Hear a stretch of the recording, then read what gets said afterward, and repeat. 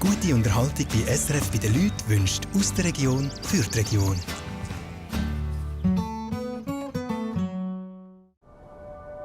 Die Gandeck-Hütte hat keinen Strom. Eine Katastrophe für den Hüttenwart Felix. Es läuft überhaupt nichts mehr. Und klar ist, es gibt ein gröberes Problem. Also mit der Gondelbahnstopp habe ich gedacht, es ist nicht nur uns. Und dann habe ich das Telefonbüro von Zermatt. Gandeck-Hütte Felix. Nach der Frage, haben die Strom oben? Ich sagte, nein, wir auch nicht. Und dann bin ich beruhigt. Es ist eine grössere Sache. Es betrifft nicht nur die Hütte, es betrifft wirklich ganz Zermatt, vielleicht sogar das halbe Mattertal. Von diesem Punkt habe ich gewusst, dass wird repariert. Das wird jetzt für eine Stunde, 2 Problem sein. Aber dann ist das wieder okay. Das hat mich dann schon beruhigt. So ruhig, wie er meint, ist er aber gleich nicht. Also ich bin jetzt wirklich gespannt, wie lange es geht. Weil das heisst auch von Patrizia, dass sie nicht raufkommt im Moment. Also Bern fährt nicht. Ich habe mich gefreut darauf, seit Wochen, dass sie endlich kommt. Und wenn dann sie in Bern stecken bleibt, das wäre nicht das, was wir uns vorgestellt haben. Ich habe gedacht, nein, das nicht. Darf nicht sein. Oder? Darf nicht sein.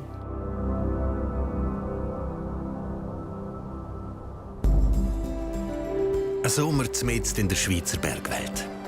3 Lebenswelten, 3 Hütten, 3 Mal Alltag auf über 2000 Meter. Das ist SRF bei den Leuten. Hüttengeschichte.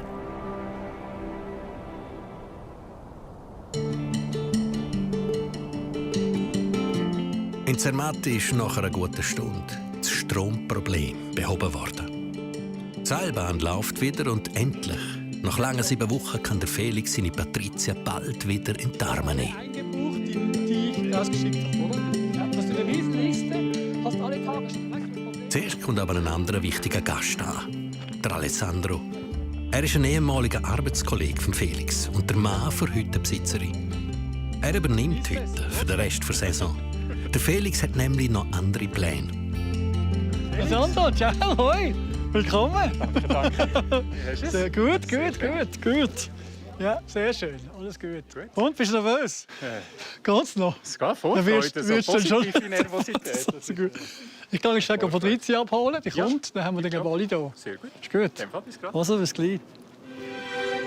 Nach der Unsicherheit, ob sie es überhaupt aufschafft, ist die Freude umso grösser. Eine gefühlte Ewigkeit haben sie sich nicht mehr gesehen. Ich hoffe, ihr kennt sie noch.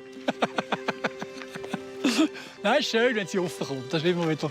Ich glaube, jedes Mal ein Highlight, wenn sie endlich hier den Berg darauf kommt und man trifft sich wieder. Das ist immer eine gute Sache.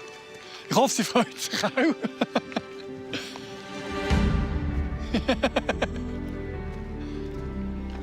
bist aber schnell gewesen. Doch. Bist du aufgerannt? Hallo. Hallo, Fettchen. Schön, wie du Ja, 7 Wochen. 7 Wochen. So den Rucksack nehmen. Kein Mann. Ja, es ist ihm schon ein Stein vom Herz gefallen, als sie endlich da war. Also ich glaube, der grösste Moment war, als ich sie gesehen auflaufen. Das ist doch der Moment, wo es einem wirklich merkt, schön, sie ist da. Und dann zwischen den Steinen plötzlich ihre Haarwuschel sieht und sagt, jetzt kommt sie. Das war herzig. Hallo.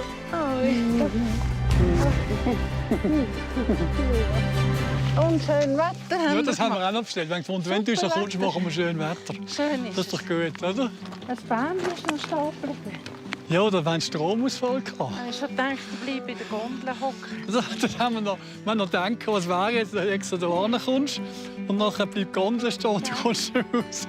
Nein, aber den Rucksack kann ich machen. So nach 7 Wochen ist es schon speziell, sich wieder mal zu sehen. Ja. Und das ist, glaube ich hoffe, für dich auch Ja. ein toller Tag. Letzte Woche hatte ich ein bisschen den Depro, wirklich. Habe ich gemerkt, jetzt ist die Zeit nachher jetzt genug allein gewesen. Ja. Und das Telefonieren ist halt gleich nicht das Gleiche, gell? Ja. Und auch wenn du FaceTime machen kannst, ja, du weißt, der andere ist da auf 3000 Meter und ich bin unten, oder? Ja.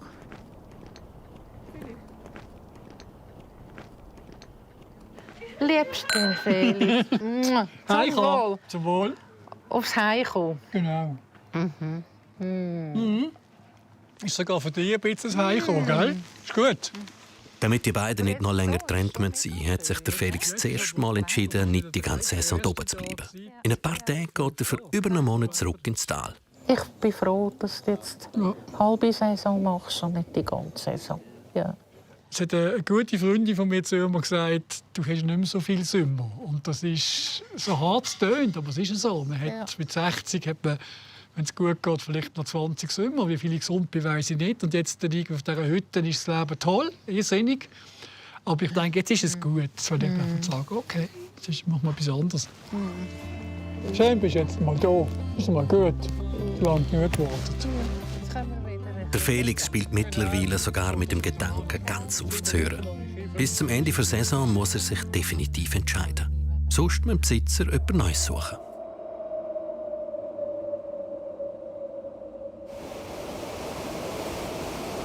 Oberhalb von Grindelwald liegt die Glecksteinhütte. Was natürlich cool wäre, wenn wir es bis zu der Schaukel spannen.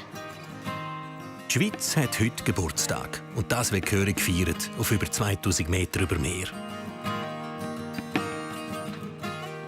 Meine Erwartung ist jetzt auch ein bisschen, dass es einfach ein schöner Abend wird, auch für Gäste, für uns. Ja, dass es einfach cool wird. Der 1. August ist, ich würde sagen, der wichtigste Feiertag vom Jahr für sie. Die Mena ist nicht nur verantwortlich für die Deko, sie ist auch Tätschmeisterin vom traditionellen Theater. Ja, aber es weisst. Die Mena hat sich ein Stück ausgedacht und alle Rollen verteilt. Wir brauchen noch Club. Darfst du das notieren? Club. Ja, wie nehmen wir das? Ja, komm, wir machen mit Klebebim. Wir haben ein Theater, das wir seitdem, dass wir auf der Glecksteinhütte sind, jedes Jahr machen. Wir erfinden da meistens eigentlich ein Neues erfinden. Dieses Jahr haben wir das gleiche wie letztes Jahr. Letztes Jahr auch probiert. Ja. Was? Weiß ja eigentlich jetzt jeder, was wer verliert? Ja, das ist Ich finde es cool, wenn man die Leute zum Beispiel auch manchmal keine Ahnung, mit irgendetwas inspirieren kann oder so. Oder einfach Sachen zeigen, was wir üben hier oben oder so. Ich würde noch ein bisschen höher. Im Theater geht es darum, dass ein Käse sozusagen alle umrollt. Ja, es klingt ein bisschen komisch, aber ja. Genau. Aber nicht zu weit, aber gleich nicht zu weit hinten, weil sonst hört man gar nicht. Mitspielen tun das Grosse, Freunde und das ganze Hüttenteam. Zum Beispiel? Alle haben eine Rolle, außer die Mama und der Papa. Ich glaube, sie haben keine. Die sind andersweitig beschäftigt. Wir legen uns auch recht ins Zeug. Wir haben viel am 1. August auch schlechtes Wetter und nicht viele Gäste. Aber wir sind den ganzen Tag am Vorbereiten, am Brötchen backen, am Salat machen. Und es ist halt so eine freudig erwartende Stimmung. Jeder hilft mit, es ist wirklich jeder ein bisschen dabei, ein bisschen involviert. Vielleicht eben wie in anderen Familien Weihnachten. Das Wetter ist dieses Jahr bäumig. Joe kann starten. Jetzt tun wir die melken. Gut. Genug Milch für einen Schweizer Alpkäse.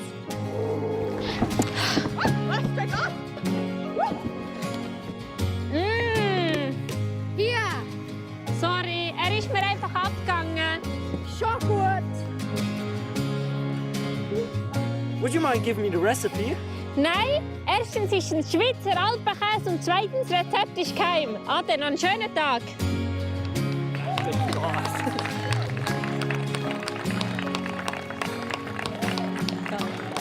Das Theater hätte fast nicht besser laufen können. Es hat ein paar Versprecher und so gegeben, aber es hat super getönt und alles. Es hat halt noch ein bisschen Teile gegeben, wo halt der Käse nicht bis zu mir runtergerollt ist. Aber es ist auch nicht so schlimm. Es kann passieren.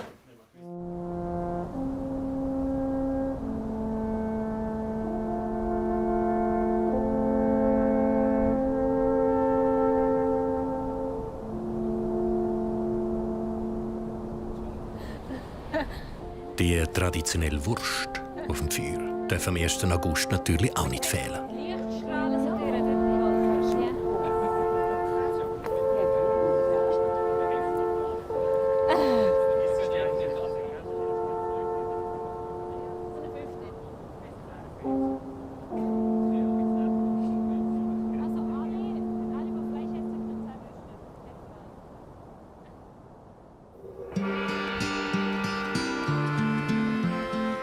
Die Voralphütte im Kanton Uri.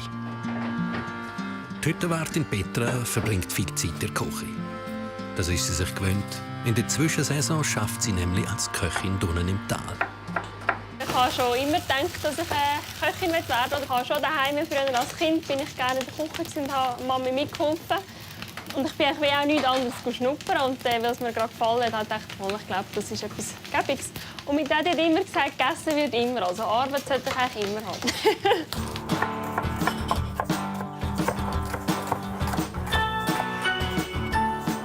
Also ich lege sicher Wert darauf bei dem Menü, dass ich regionale Produkte habe und dass es auch ein bisschen abwechslungsreich ist. Also die Gäste sind ja meistens zwar nur eine Nacht hier, von dem her würde ich nicht merken, wenn es jeden Tag das Gleiche gäbe. Aber ich finde es für uns noch schön, dass wir ein bisschen Abwechslung haben, dass wir verschiedene Menüs haben und nicht immer das Gleiche gibt. Heute Abend gibt es ein Thai-Curry mit Poulet und Gemüse. Also logisch, man könnte natürlich darum streiten, ob jetzt ein Thai-Curry auf einer Schweizer Hütte passt. Ich finde, es muss nicht immer nur Voressen sein mit Stocki. Also das gibt es bei mir natürlich schon auch. Aber ich finde es auch cool, wenn man auch etwas anderes machen kann. Und ich habe das Gefühl, bei den Gästen kommt es sehr gut an.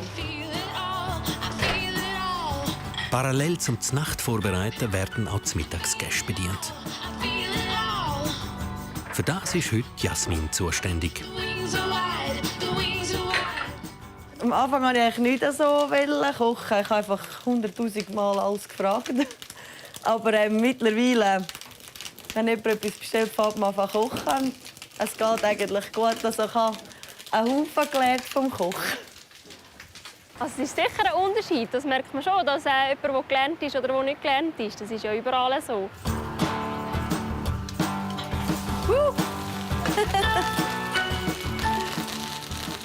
Es ist vielleicht nicht immer genau so, wie ich es jetzt vielleicht machen würde, aber schlussendlich kommt das nicht so drauf an. Hauptsache, es ist gut.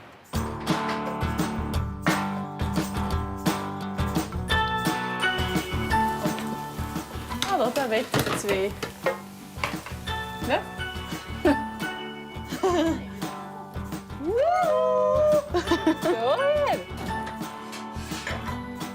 Die Hühner sind jetzt unsere Freunde.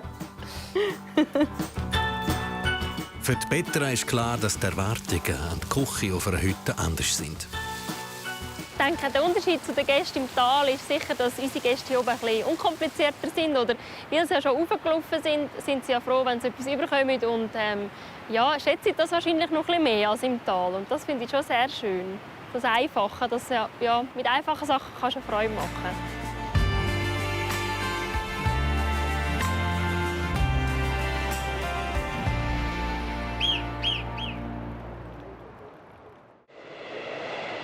Gandeck-Hütte, oberhalb von Zermatt. Der Alessandro, der Mann der Hüttenbesitzerin, ist zurück auf der Hütte.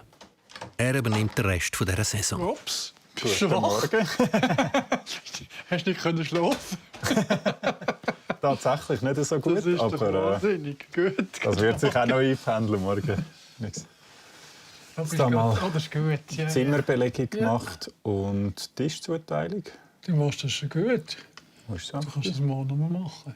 Hast du aber machen? Ah, nein, sie sind einfach alle um 7 Uhr. Ja, genau. Drucker ist auch schon gut. Das Einschaffen von Alessandro läuft wie geschmiert. Nachher müssen wir halt wirklich Teilung. Ja, okay. 3, ja? Ich bin jetzt am Übergehen Alessandro. Ich denke, ab morgen ist er der neue Hüttenwart.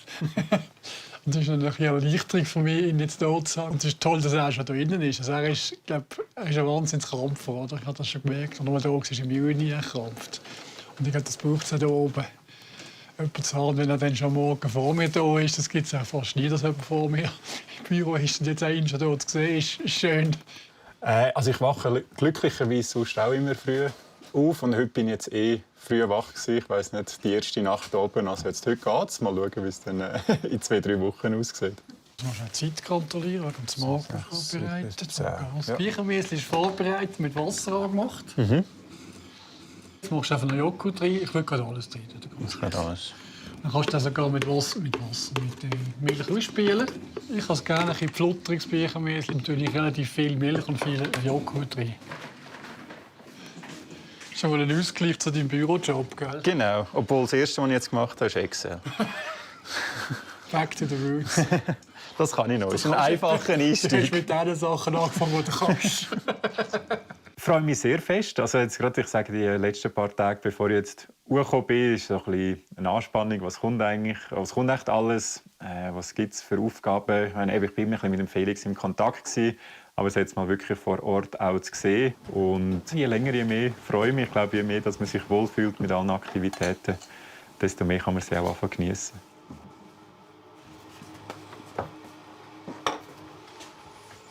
Guten Morgen. Guten Morgen.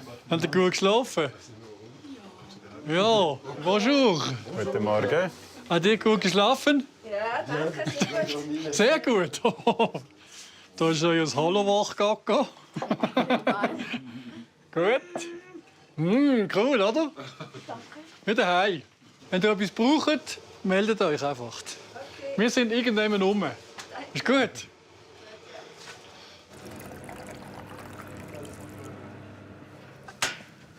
Oh, es ist ein bisschen neblig geworden. Da sind wir ein bisschen spät. Vor einer Viertelstunde. Ich hoffe, der geht wieder auf den Nachmittag. Oh, das sind die schönsten. Die schönsten paar Minuten. Je nachdem, wie früh du aufstehst, hast du eine halbe Stunde.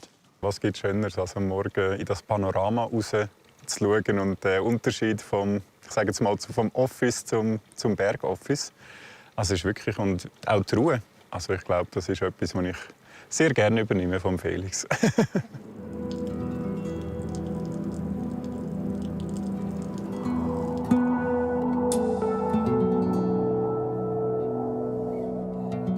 Im Moment hat es hier oben noch genug Wasser. Also gehen wir mal rauf und gucken, wie das hier aussieht. Es ist aber ein heißer Sommer und das Schneefeld, das die Gandeckhütte mit Wasser versorgt, ist ziemlich geschrumpft. Ganz weg, oder? Ob es noch genug Wasser hat für den Rest der Saison? Ich mache mir schon Gedanken, ob das Wasser lange. Ich war auch regelmäßig mit dem Felix in Kontakt nach dieser heißen Zeit, wie es aussieht mit dem Schneefeld. Wir haben ein paar Ideen. Wir haben auch zusätzliche Speicherkapazität organisiert, dass wir ein bisschen länger Wasser zur Verfügung haben. Ich bin zuversichtlich, aber wer weiß, wie die nächsten 4 Wochen aussehen. Wenn das Wetter so bleibt, ja. Wenn wir zurückgehen auf 15, 16 Grad, dann muss man anfangen, wirklich Wasser sparen. Weil wenn hier nichts mehr kommt, haben wir nur noch Tank. Oder? Und dann heisst es halt für jeden Gast ein Glas Wasser für die Zähne putzen.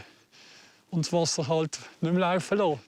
Wir haben jetzt noch Schnee anlegen, dass es reicht bis Mitte September. Gut, zurückfahren. Gut, gehen wir zurück. Du bist, glaube ich, der einzige Hütterwirt, der Jeans anhat.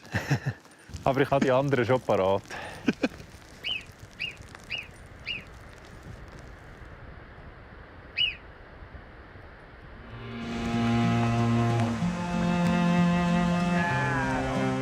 Im Urnerland wollen die Läuferinnen und Läufer vom Tal aus zur Voralphütte auf Rennen.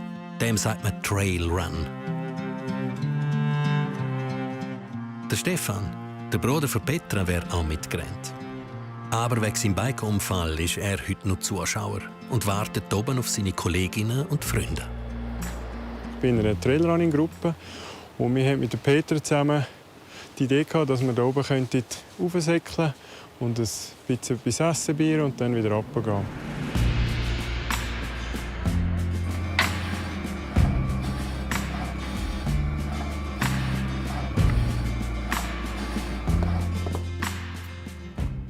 Die Idee des Trailrun ist eigentlich von Stefan gekommen. Er ist in der Woche mit ihnen unterwegs und hat gefunden, hey, es wäre doch eigentlich cool, wenn wir das hier im Voralptal auch machen können. Ich denke, es ist auch für die Trailrunner cool, wenn sie das Tal noch nicht kennen und auch für sie eine andere Umgebung haben als nur immer im Talkessel Schweiz. Und für uns ist es sicher auch cool, wenn da ein bisschen frischer Wind raufkommt. Der Stefan weiss, wie wichtig es für seine Schwester ist, dass sie genug Gäste auf der Hütte hat. Es ist nämlich ihre erste Saison.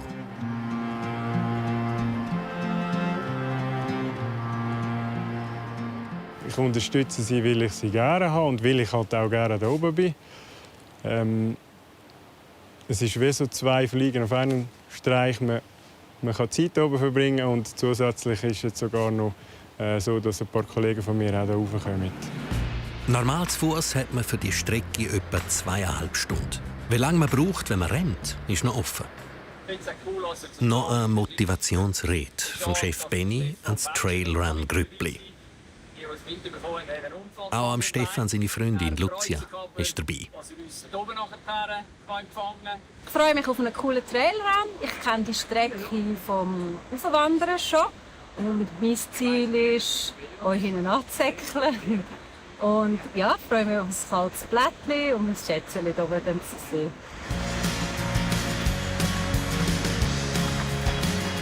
...740 Höhenmeter müssen die Läuferinnen und Läufer überwinden. Und ein bisschen mehr als 5 Kilometer. Wann kommen echt die Ersten ins Ziel?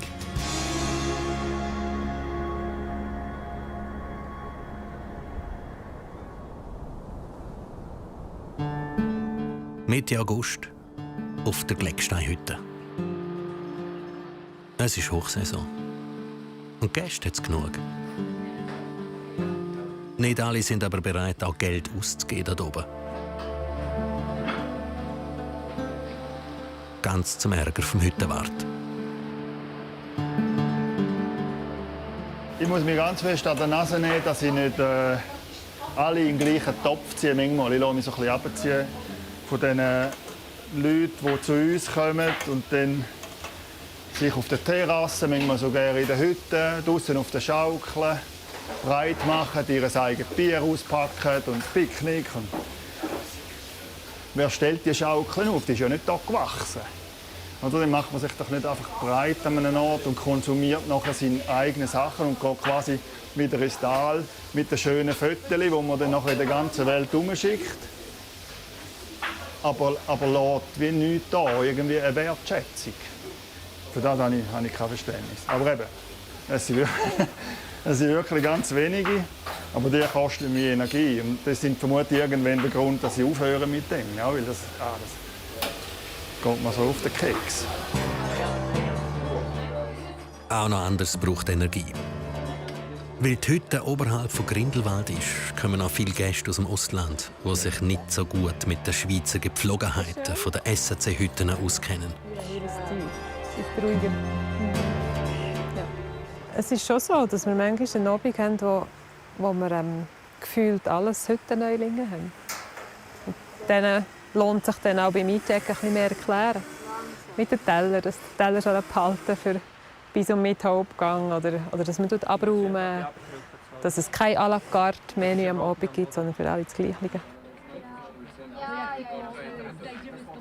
Für uns Hüttenwart ist es natürlich alles andere interessant, wenn rund um die Hütte picknickt wird. Oder jetzt diese Woche hatte ich Leute, die einen riesigen Rucksack voll Bier dabei hatten, Büchsen. Natürlich lassen sie die leeren Büchsen dann da, aber sie konsumieren nicht von uns. Und das kann ja nicht, also muss jedem einleuchten eigentlich, dass das nicht interessant ist für uns. Und das ist die Zunahme, die wir hier spüren, die führt in eine Richtung, wo wir dann vielleicht eben sagen, nein, das brauchen wir jetzt nicht mehr. Das ist gut. Sein Fazit gibt ihm auch selber zu denken, weil er schon seit 30 Jahren in diesem Geschäft ist und seinen Job liebt. Für mich persönlich jetzt so, die grösste Herausforderung sind die Leute oder die Gäste. Das ist ein bisschen schade, das tut mir selber für mich irgendwie leid. Ich hätte auch gerne mehr Freude an dem, weil das ist ja eigentlich der wichtigste Teil. Wegen dem macht man ja die Hütte. Man will ja Gäste auf die Hütte locken und die quasi verwöhnen. Und das ist lustig, manchmal zwischendurch habe ich wirklich auch den Plausch, macht mir das Spass. Aber es braucht auch nicht so verrückt viel. Und dann denke ich, wow, weißt du, was blasen wir einfach in die Schuhe. Und ich mag es einfach nicht mehr sehen, mit ihren Ansprüchen, die sie haben. Und Aufs Gemüse tun? Oder auf den Vor allem beim Essen ist es nicht einfach. haben wir mega Mühe gegeben. Viele Gäste wissen nicht, was es heisst, auf über 2000 Meter zu kochen. Und nur schon die Lebensmittel hier oben zu fugen.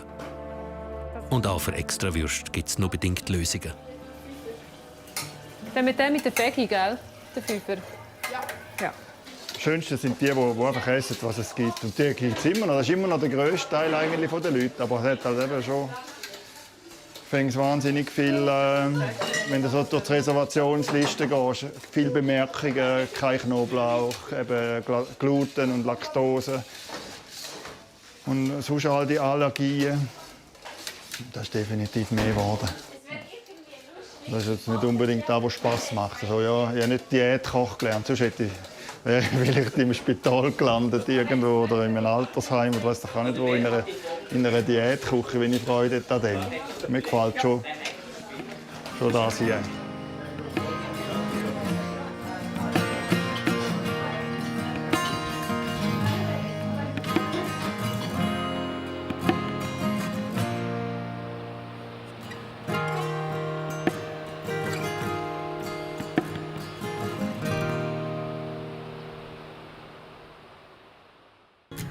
Auf der Voralphütte im Kanton Uri ist es noch ruhig. Die Läuferinnen und Läufer sind jetzt schon mehr als eine halbe Stunde unterwegs.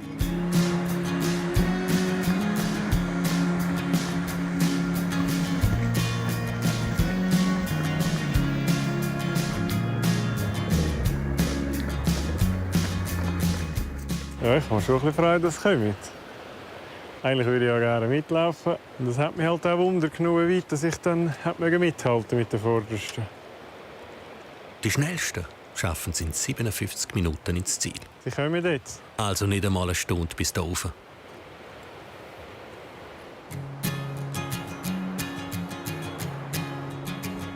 Sieh, es gibt hier etwas zu essen. Stark der wilde Hund. Siebenhätige, grüß dich, freut mich. Hey, gratuliere, stark. Und Puls? Kennen wir. Zieh.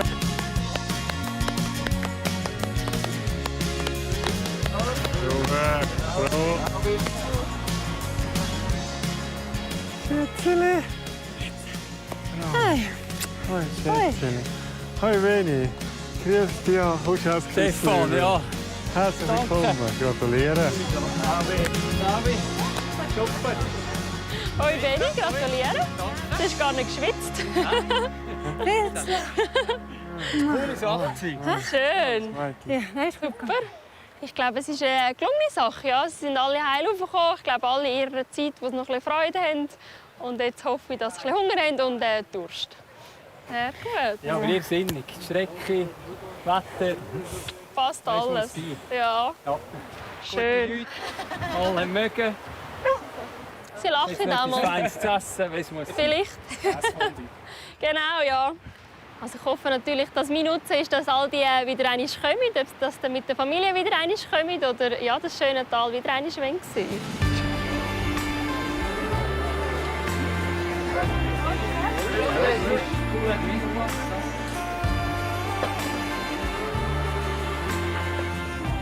Oh nein, das Huhn. Bibi.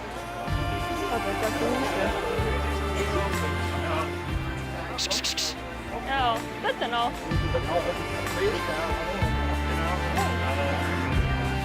Soll ich euch da hier noch spritzen oder da hin?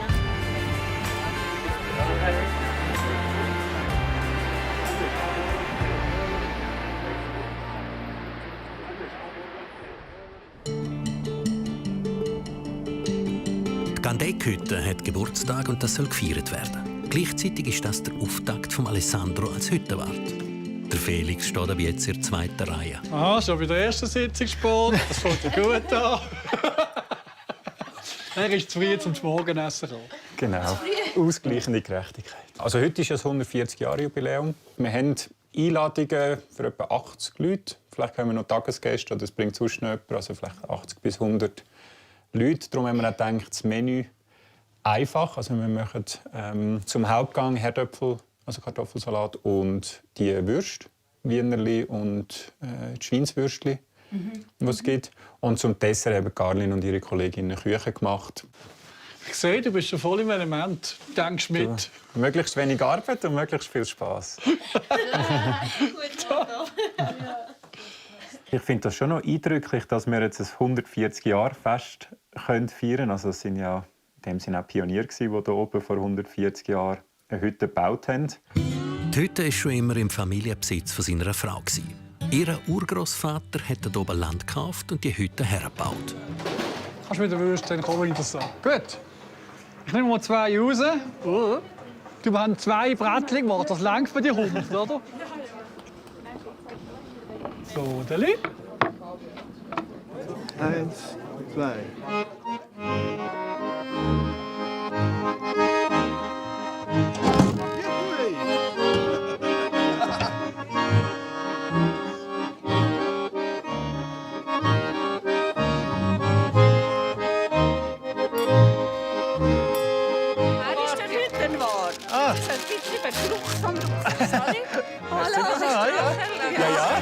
Danke vielmals. Carlin, Alessandro seine Frau, gehört zur Familiendynastie für Gandeck-Hütte. Sie hat schon als Mädchen viel Zeit dort oben verbracht. Die Mutter von Carlin schaut mit Wehmut zurück auf die Zeit. Ja, genau. Dann gehe ich schauen. Alle Leute, die da sind und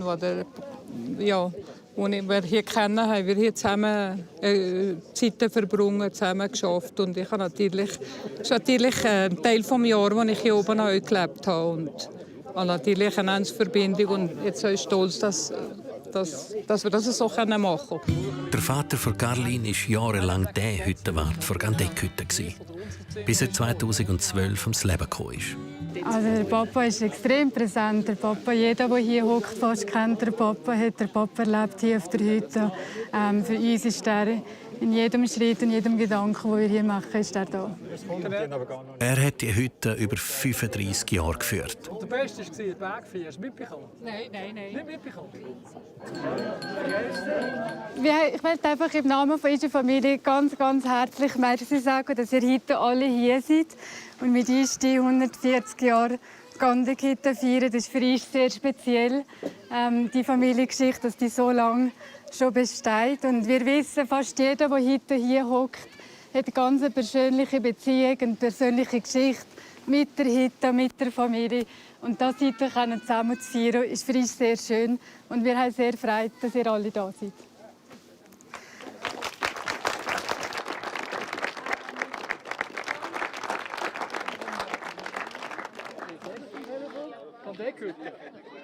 Wir schätzen das sehr, wie du heute geschaut hast. Was du alles für uns getan hast. Wirklich.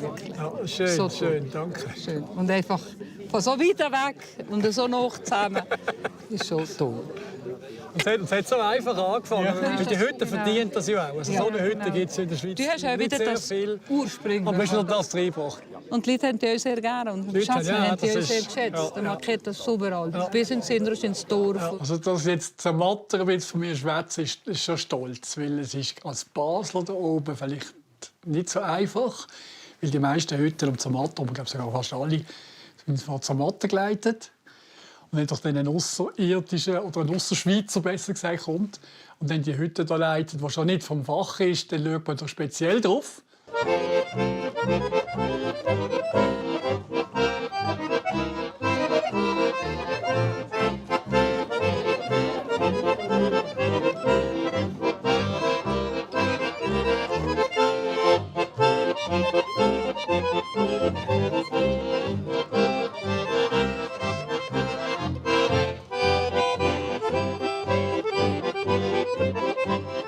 Wir haben doch mal abgemacht, während der Arbeitszeit gibt es keinen Alkohol.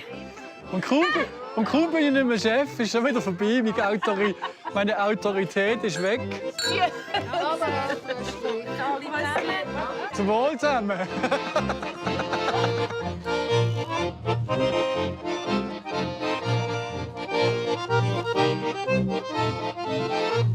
Du alte Hure Zedere, kannst immer weiter zu ködern.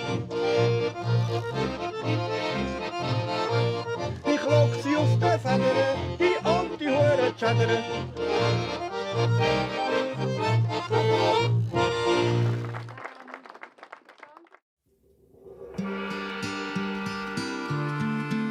Anfang Saison hat Petra 6 Hühner mit auf die Voralphütte genommen. Guten Morgen, Bibili. Hallo. Hallo. Habt ihr Hunger? So, gute miteinander. Hä?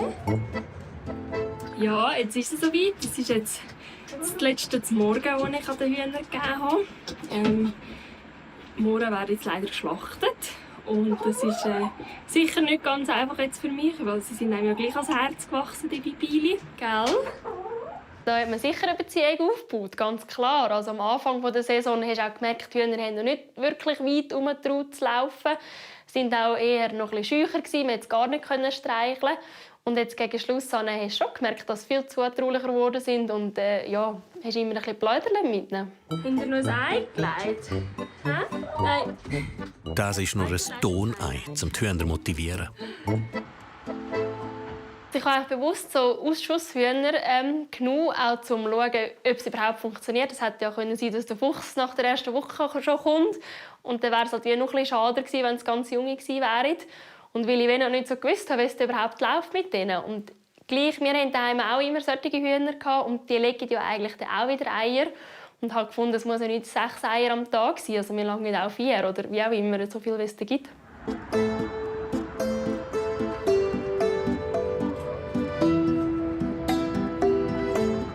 Es war also sehr schön. Die Dine da hat ein bisschen Leben in das Ganze gebracht und ein bisschen gegackert. Zwar auch Hühnermist, aber gross und ganz war es sehr schön.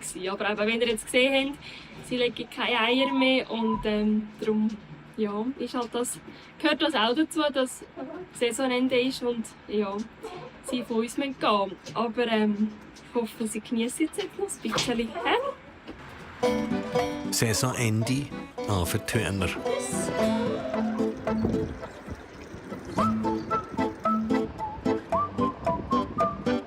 Also die Hühner, finde ich, kann man schon abbuchen als Erfolg. Also nein, eigentlich nicht. Also die Eier hat es eigentlich eben sehr wenig gegeben. Es hat eigentlich gerade so gelangt für eine Eierkirsch und ab und zu für eine Rösti, aber also ich habe noch viele Eier müssen dazu kaufen.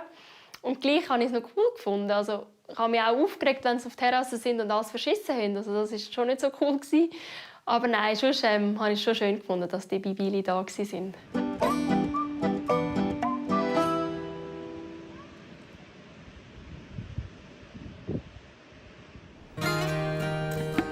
Es ist September. In Grindelwald sind die Schulferien vorbei. Und Sarah ist mit den Kindern im Tal und hat alle Hände voll zu tun. Ich bin Organisationsfachfrau. Jetzt im Moment ist niemand mehr da, außer Christoph. Und jetzt muss man schauen, wer das wieder raufgeht und wann und wie. Und die Kinder haben wir jetzt entschieden, dass die unten bleiben das Wochenende, schauen, wer wo ist, damit sie ihren Pfadi-Aktivitäten nachgehen können. Sarah arbeitet selber auch noch im Tal und ist darum nicht immer bei den Kindern. Zur Nacht mussten sie ein paar Mal allein essen und die kleineren 2 auch zum Morgen dann allein fertig machen. So, ich finde es eigentlich cool, dass sie nicht mehr so viel daheim ist. Also nicht irgendwie, dass ich noch gerne habe, aber es ist halt auch mal cool, ein bisschen allein sein. Sie haben natürlich auch ein paar Freiheiten mehr. Ich weiss ja nicht, was die ganze Zeit am Machen sind. Wenn ich heimkomme, sehe ich nicht mehr so Spuren, aber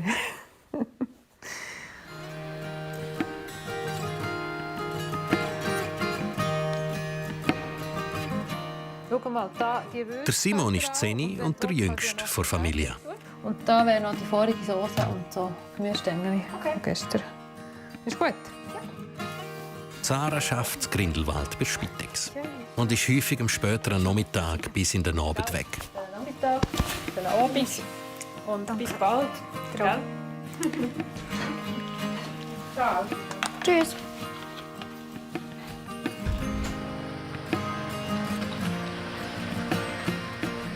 Also ich habe im Fall immer wieder schlecht gewusst, wenn ich Kinder allein lasse. Du willst mehr Zeit haben und hast dann halt einfach nicht. Zu uns, glaube ich. Lang allein ist der Simoni. Die Mena kommt mit einer Kollegin von Schule heim.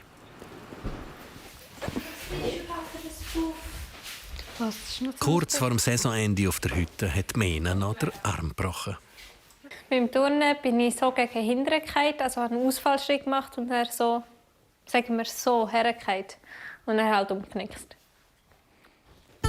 Darum übernimmt der Simon die Arbeit der Küche. Einmal für den Anfang.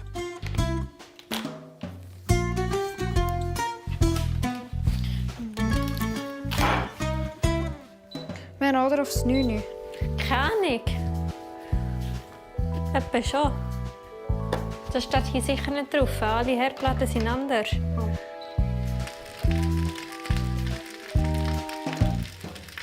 Probieren? Nein. Hä? Nein. Männer, ich mach's. Nein. Nein, Männer. Nein, Männer, ich mach's. Hä? Simon, weißt du, wenn es daneben geht, dann geht es daneben. Das ist nicht so schlimm. Nein, Männer. Was? Nein, aber dann müssen wir alles wieder putzen. Nein, Männer, ich mach's. Ich mach's. Ich mach's. Okay. Willst du eine Bratwurst oder ein Ei? Sag jetzt einfach. Jetzt ist auch der Levi, der Älteste, heimgekommen.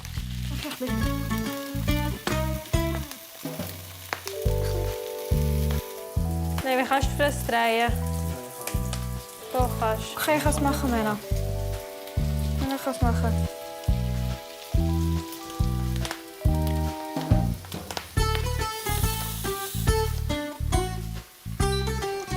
Ja, Versuch ist es wert gewesen.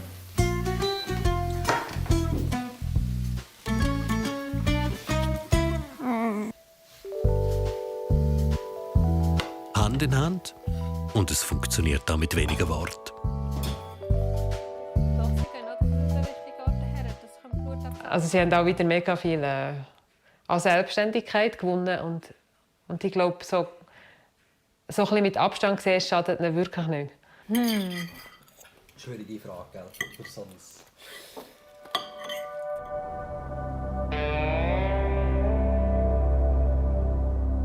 Auf der Gandeckhütte heisst es Abschied nehmen. Der Felix geht heute ins Tal. Der Capo ist ab jetzt der Alessandro.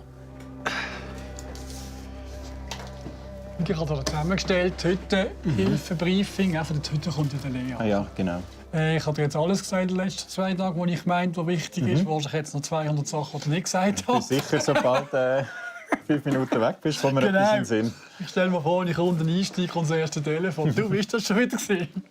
Emotionen sind hoch. Natürlich ist jetzt ein wichtiger Punkt.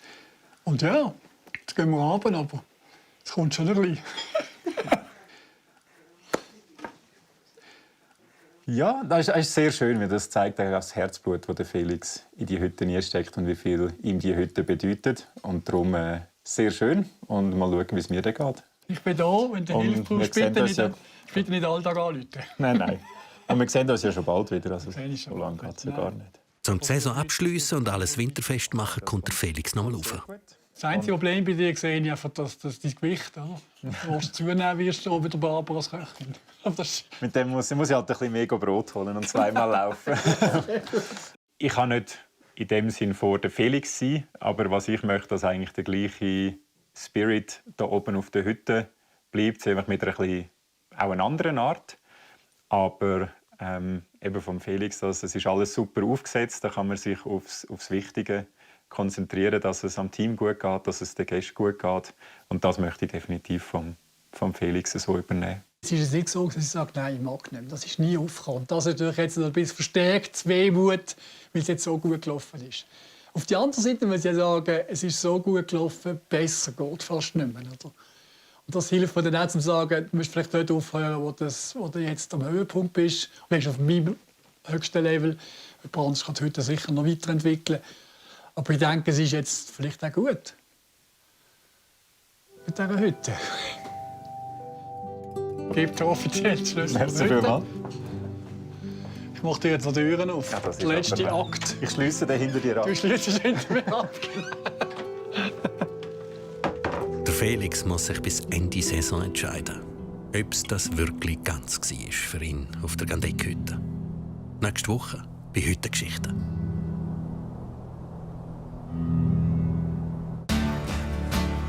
SRF bei den Leuten ist Ihnen präsentiert worden von «Aus der Region für die Region».